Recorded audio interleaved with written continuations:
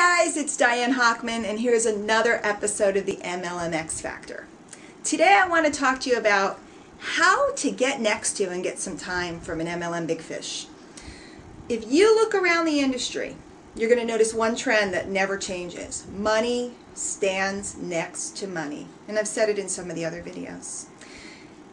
You've heard probably from some of the different trainers out there that if you were to sit and list your 5 best friends and the income of your 5 best friends, your income generally falls between $20,000 to $30,000 of all your friends. You may be a little bit above them, you may be a little bit below them, but the people you run around with have a lot to do with the type of income you bring in, because it has to do with the way you're thinking and so on.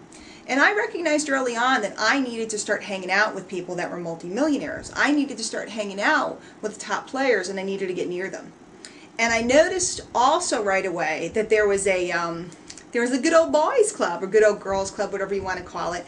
There were all the distributors, and remember, I grew up in a big, fancy, glamorous company, and there were hundreds and thousands, if you went to a big event, thousands and thousands and thousands of distributors, and there were these big, sparkling big fish, and they would be really nice, and they'd shake your hand, and they'd take a picture with you, and they'd sign your little journal for you, and so on. And then they would all disappear up into the suite of one of them, and they'd all sit around and mastermind together and have a couple beers and hang out. And that's when the real stuff went on.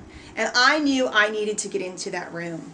So the first thing I figured out is the very best way to get next to a big guy is to come in service.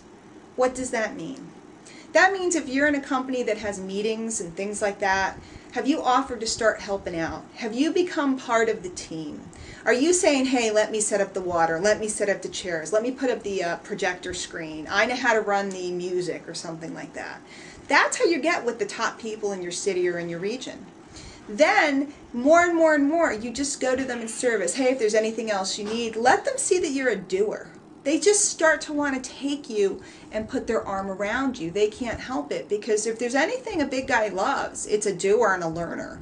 So when you differentiate yourself from everybody else, and guys, all you have to do is raise your energy 5%. It's the littlest difference between the murmuring, whining, complaining masses and the guy who says, hey, I'm game, I want to learn, what can I do, how can I help, how can I learn?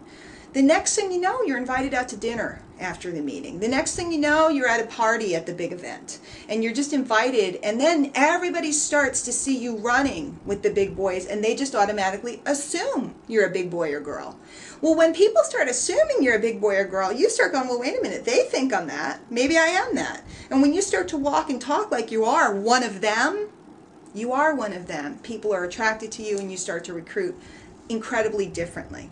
So when you approach the big earner in town, the big guy, the big gal, and you start to get to know them, it's really important that, one, you're never complaining, whining, or murmuring.